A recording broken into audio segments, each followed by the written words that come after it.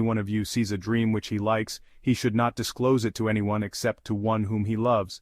He also mentioned, a true good dream is from Allah and a bad dream is from Satan.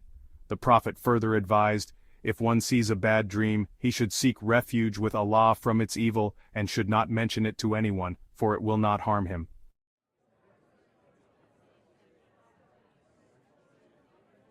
Entering the state of Ihram, a transformation of body and soul. As the Prophet Muhammad journeyed towards Mecca, he prepared to enter the sacred state of Ihram. This act of purification involved both physical and spiritual dimensions.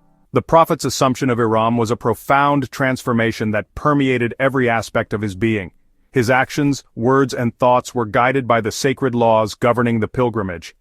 The Prophet's meticulous observance of the rituals of Ihram underscores the importance of both the outer and inner dimensions of faith. The Prophet narrated, whoever performs Hajj for the sake of Allah and does not utter any obscene speech or do any evil deed will go back as his mother bore him. He also said, the reward for a Hajj Mabrur, an accepted Hajj, is nothing less than paradise. These narrations emphasize the spiritual significance and transformative power of the Hajj pilgrimage.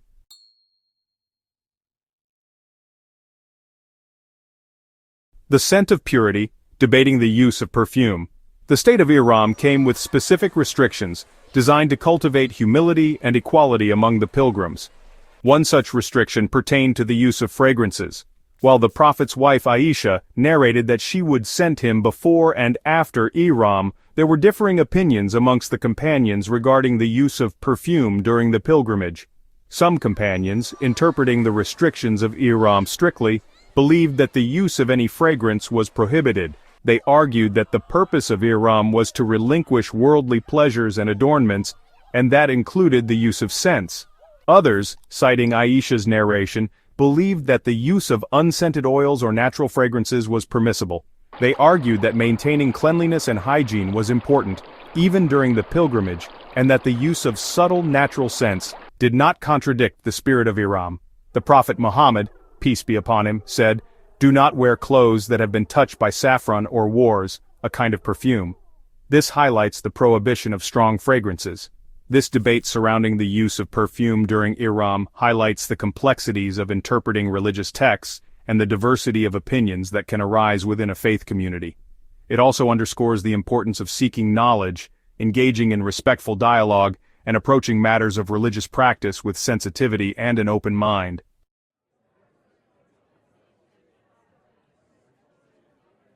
The dress code of Ihram, embracing simplicity and equality. The most visible aspect of Ihram was the prescribed dress code, a powerful symbol of equality and unity among the pilgrims.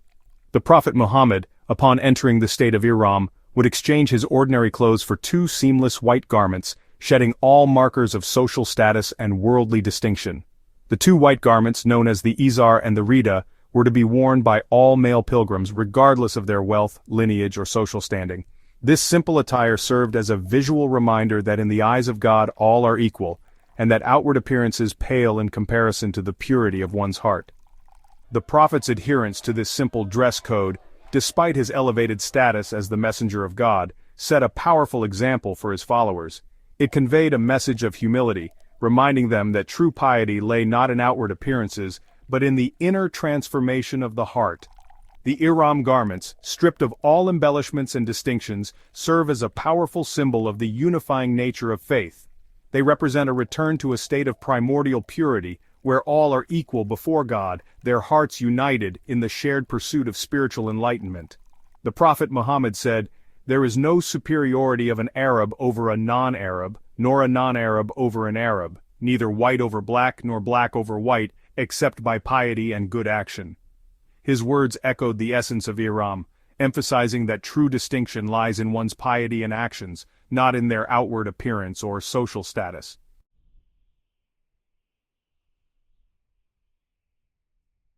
The journey from Medina to Mecca was a spiritual odyssey, each step infused with prayer and anticipation for the sacred encounter. The Prophet said, the best of deeds is to believe in Allah and His Messenger. The desert's harshness reminded them of faith's enduring power. The Prophet led with devotion, his actions a testament to submission. He also said, the reward of deeds depends upon the intentions. This journey underscored the lengths to fulfill religious obligations.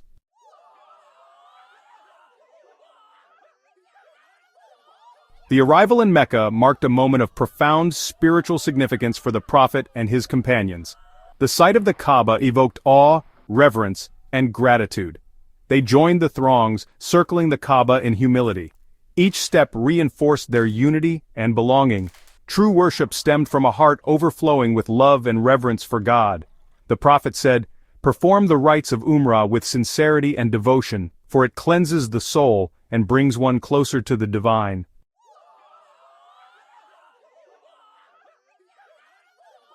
Section 3. Guidance for the Faithful, Navigating the Complexities of Hajj.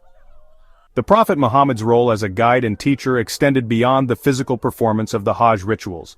He recognized that his companions, hailing from diverse backgrounds and levels of religious understanding, would require clear and compassionate guidance to navigate the complexities of the pilgrimage. The Prophet, with his characteristic patience and wisdom, would have addressed the questions and concerns of his companions, clarifying the nuances of the rituals, emphasizing the importance of sincerity and humility, and reminding them that the true essence of Hajj lay in the purification of the heart and the deepening of one's relationship with God. Aware that some of his companions might have been accustomed to the pre-Islamic rituals associated with the Kaaba, the Prophet emphasized the importance of performing the pilgrimage solely for the sake of God, rejecting any remnants of idolatry or association with false deities. The Prophet's guidance during Hajj extended beyond the immediate concerns of the pilgrimage. He used this opportunity to impart timeless lessons about faith, compassion, and social justice, reminding his companions that their actions, both during and after the pilgrimage, should reflect the values of Islam and serve as a beacon of light for humanity. The Prophet narrated, "The best of people are those who are most beneficial to others," emphasizing the importance of helping fellow pilgrims. He also said, "The reward of deeds depends upon the intentions, and every person will get the reward according to what he has intended," highlighting the significance of sincere intentions during Hajj.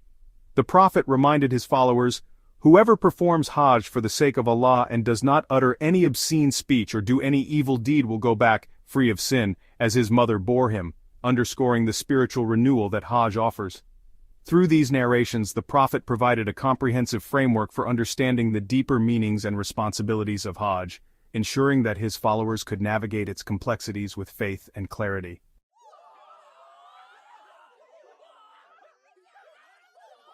Section 1. The Enduring Legacy, a Timeless Blueprint for Spiritual Transformation. The Prophet Muhammad's Hajj is a testament to faith's power and the transformative nature of spiritual journeys.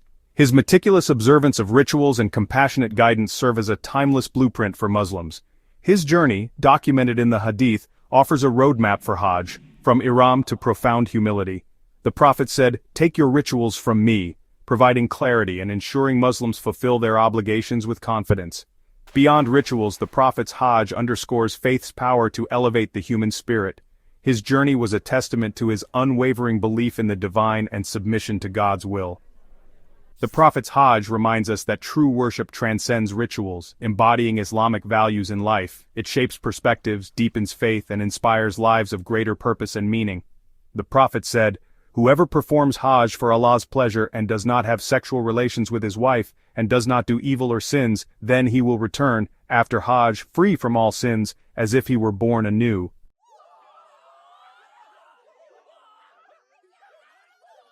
Section 2. Beyond Ritual, Embracing the Spirit of Hajj in Everyday Life. While the Hajj pilgrimage is a physical journey undertaken once in a lifetime, its essence, the spirit of devotion, sacrifice, and unity, is meant to permeate the daily lives of Muslims, shaping their interactions, guiding their decisions, and inspiring them to strive for excellence in all that they do. The Prophet Muhammad, peace be upon him, said, "The best of people are those that bring most benefit to the rest of mankind." The act of wearing simple, unadorned garments during Hajj serves as a powerful reminder of the equality of all human beings in the eyes of God, urging Muslims to treat others with respect, compassion, and a recognition of their shared humanity, regardless of their social standing, ethnicity, or beliefs. The Prophet Muhammad, peace be upon him, said, All of you are from Adam, and Adam was created from dust. The sacrifices made during Hajj, both physical and material, serve as a reminder of the transient nature of worldly possessions and the importance of detachment from material pursuits. The Prophet Muhammad, peace be upon him, said, "Wealth is not in having many possessions but in being content with what one has." This spirit of sacrifice encourages Muslims to prioritize spiritual growth, to be generous with their wealth, and to use their resources to alleviate suffering and promote justice in the world. The Prophet Muhammad, peace be upon him, said, "The believer's shade on the day of resurrection will be his charity." The profound sense of unity experienced by Muslims from all walks of life during Hajj serves as a powerful antidote to division, prejudice, and hatred. The Prophet Muhammad, peace be upon him, said, "None of you truly believes until he loves for his brother what he loves for himself." It underscores the universality of the Islamic message, reminding Muslims that they are part of a global community united by their shared faith and their commitment to upholding the values of peace, compassion, and justice. The Prophet Muhammad, peace be upon him, said, "The believers in their mutual kindness, compassion, and sympathy are just like one body. When one of the limbs suffers, the whole body responds to it with wakefulness and fever."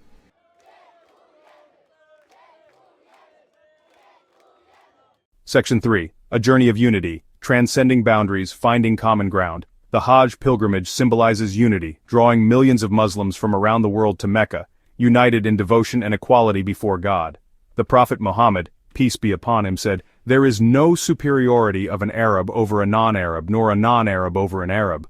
A white has no superiority over a black, nor a black over a white. None have superiority over another except by piety and good action."